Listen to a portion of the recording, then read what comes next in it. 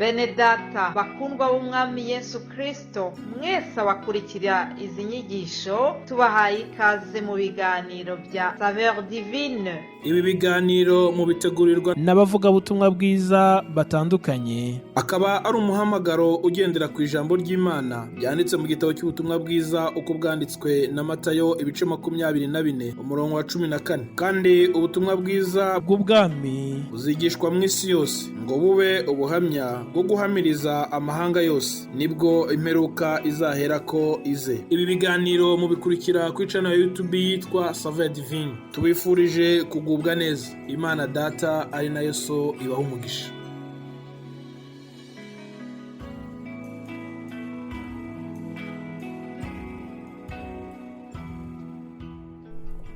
Ndabasuhuje bakundwa bene data, amahoro y'Imana nabane namwe. Ndi Odette Kandama ubasuhuza mu kiganiro Saveur Divine. Dushimye Imana ikitubeshejeho kandi kabiduhaye uyu mwanya mwiza giye uri kuvuga namwe muri kunyumva, cyangwa se ugize umwanya wo kumva ijambo ry'Imana muri kano kanya. Nshimanye Imana namwe kuko n'umwanya mwiza, n'okaziyo nziza Imana idutije. Turayishimye kuko yitwongereye umunsi wo kubaho ko yari isanzwe. Imana ihabwa icyubahiro. Rero muri kino cyumweru turimo turaganira ku magambo Pawulo yandikiye umwana we mu buryo bw'umwuka witwa Timoteyo. Turayasanga mu rwandiko rwa kabiri Pawulo yandikiye Timoteyo igice cyaho cya mbere, dusoma umurongo waho wa 6 n'uwa 7. Haravuga ngo nicyo gituma nkwibutsa gusesa impano y'Imana ikurimo ngo yake, iyo waheshejwe no kurambikwaho ibiganza byanjye. Kuko Imana itaduhaye umwuka w'ubwoba, ahubwo yaduhaye uw'imbaraga n'urukundo no kwirinda. Imana ishimwe. Nkuko abacu bambanjirije mbere yanjye babivuze, aya magambo ni Pawulo wayandikiye Timoteyo amuhugura, amwibutsa. Ahari ntabwo yari yashimye imikorere ya Timoteyo, ahari yari yabonye Timoteyo atari kugenda nk'uko ashaka cyangwa nk'uko yamwigishije bihwanye n'ijambo ry'Imana, abona ntabwo ari kugera hakwiriye cyangwa aho yari akwiriye kugera. Rero nk'uko umubyeyi wese ajya nezezwa n'uko umwana yatera intambwe agana imbere, Pawulo ahugura Timoteyo, aramwibutsa, aramubwira ngo gira icyo ukora, ongera utere indi ntambwe, cana atsa impano ikurimo, we kugira ubwoba, we kwitinya, we kuguma aho ngaho uri, utera intambwe. Imana idufashe. Bibiliya igitubwira ngo nicyo gituma tudakwiriye ngo guhora mu bya mbere bya Kristo, ngo ahubwo dukwiye gutera intambwe tukigera imbere ngo tukagera aho dutunganirizwa. Hari ahandi Bibiliya yatubwiye, iratubwira ngo iyo tudakuze, iyo umuntu adakuze ngo agakomeza akaba umwana, ngo ntaho abatandukaniye n'imbata. Imana idufashe. Pawulo ahugura umwana we mu buryo bw'umwuka, nk'uko natwe nk'ababyeyi nge ubavugisha uvugana namwe. Ndi umubyeyi nanjye mfite abana, nishimira ko umwana wanjye yatera intambwe, haba mu buryo bw'umwuka, haba mu buryo bw'umubiri. Umubyeyi wese yifuza kubona umwana akura, hari aho agera, ntagume aho yari asanzwe, agatera intambwe. Uzumva ababyeyi bakunze kuvuga ngo mwana wanjye kura ujye juru. Haleluya. Pawulo yashakaga ko Timoteyo nawe yegera imbere, agatera intambwe mu buryo bw'umwuka, mu buryo bwo gukorera Imana. Aramubwira ngo nyamuneka, ntabwo twahawe umwuka w'ubwoba, umwuka wo gutinya, oya, twahawe umwuka w'imbaraga. Nuko niwatse impano ikurimo, urayifite, ufite impano yatse. Bakundwa bene data, impano batsa ni yari isanzwe ihari. Timoteyo rero yarayifite imurimo. wenda se akisuzugura, wenda se akitinya, wenda se ntakora uko yari akwiriye gukora, nk'umubyeyi aramukangura. Imana idufashe. Imana irashaka ko natwe twatsa impano iturimo. Buri wese wo muri twe yahawe impano, nta muntu n'umwe utarahawe impano, kandi impano wahawe Imana izayikwishyuza, ndetse yikwishyuzanye n'inyungu. Narije kukubwira rero ngo ukoreshe impano yawe neza, Yesu azaguhemba. Haleluya.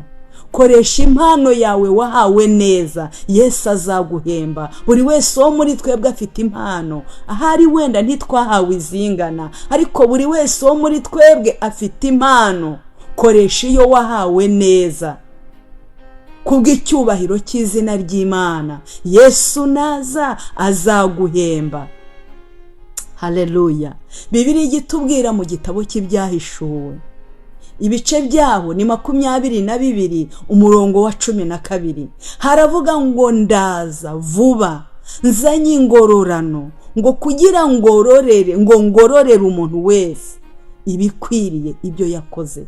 Koresha impano yawe neza, Yesu naza azaguhemba. Reka dusome amagambo yanditswe mu butumwa bwiza hano uko bwanditswe na Matayo mu bice byaho 25, twumva uko hatubwira. Ni umugani w'abagaragu bahawe itaranto.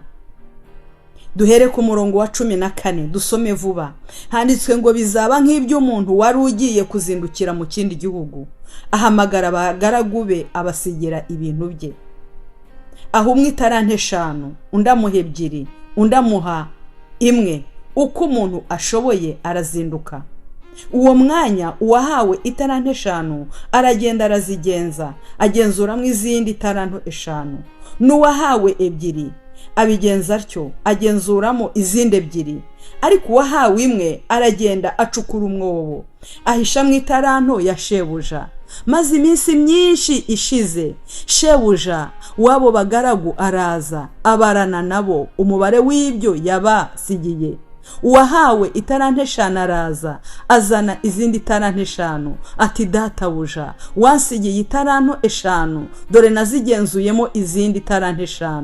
Shebuja aramubwira ati nuko mugaragu mwiza ukiranuka, wakiranutse mu bike, nzakwegurira byinshi, injira mu munezero wa shobuja. N'uwahawe itaranto 2 araza, aravuga ati databuja wansigiye itaranto 2, dore nazigenzuyemo izindi 2. Shebuja aramubwira ati nuko mugaragu mwiza ukiranuka, wakiranutse mu bike, nzakwegurira byinshi, injira mu munezero wa shobuja. Haleluya. Imana ishimwe.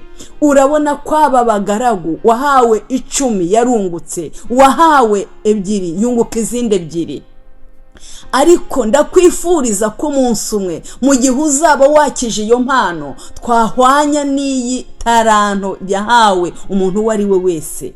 Ndakwifuriza ko wazumva iyi nteruro twasomye ivuga ngo shebuja yaramubwiye ngo nuko mugaragu mwiza ukiranuka, wakiranutse muri bike, nzakubisa byinshi, injira mu munezero wa shobuja. Ibyo byabwiwe abungutse, ariko umva hariho utarungutse. 24 umurongo 24 haravuga ngo wahawe itaranto 1 nawe yaraje, ngo aravuga ati databuja narinzi kuri umunyamwaga, kusarura aho utabibye, kuhunika ibyo utagosoye. Ndatinya ndagenda mpisha itaranto yawe mu butaka, dore ngibyo ibyawe urabifite. Ariko shebuja aramusubiza ati wa mugaragu mubi we, wa munyabute we, ko waruzi ko nsarura aho ntabibye, mpunika ibyo ntagosoye. Itaranto yawe ntiwari ukwiriye kuyiha abagenza, nanjye naza